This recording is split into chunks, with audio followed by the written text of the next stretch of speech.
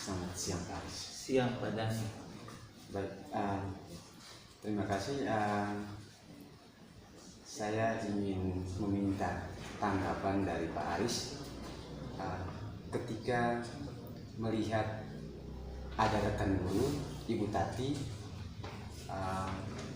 yang menghukum salah satu siswa perempuan berlutut di atas bebatuan dengan perlakuan ketika Ibu Tati mengajar di dalam kelas tidak menghiraukan siswa perempuan yang sedang berlutut di luar kelas, sampai siswa perempuan itu mengeluarkan tangisan.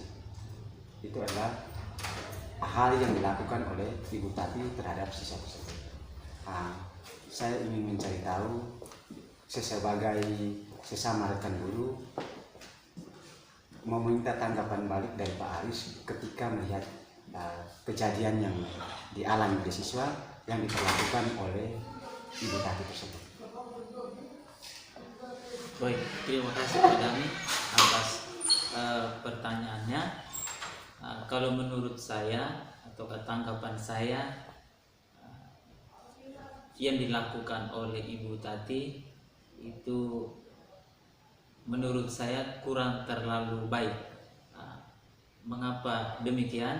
Alasan saya sederhana, bahwa Ibu Tati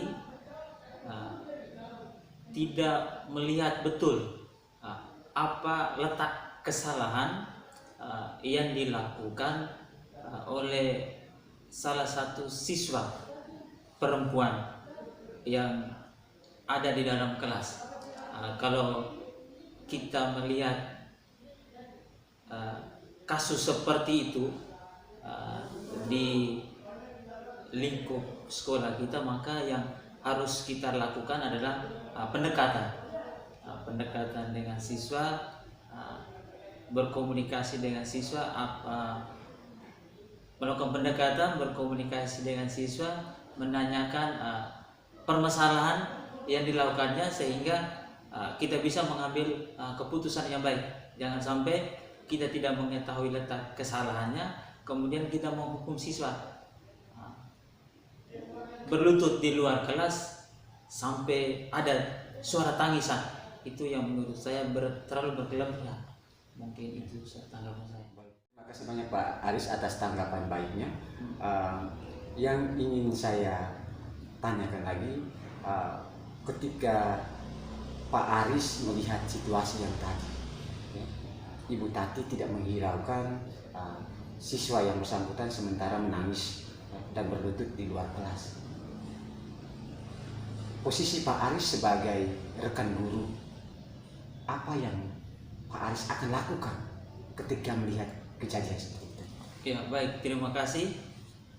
Yang akan saya lakukan adalah saya melakukan pendekatan atau berkomunikasi atau menanyakan ke siswa perempuan tadi yang mungkin diberikan sanksi oleh Ibu Tati, tidak menanyakan apa yang menyebabkan sehingga kamu bisa berlutut di atas bebatuan dengan sinar matahari yang sangat panas.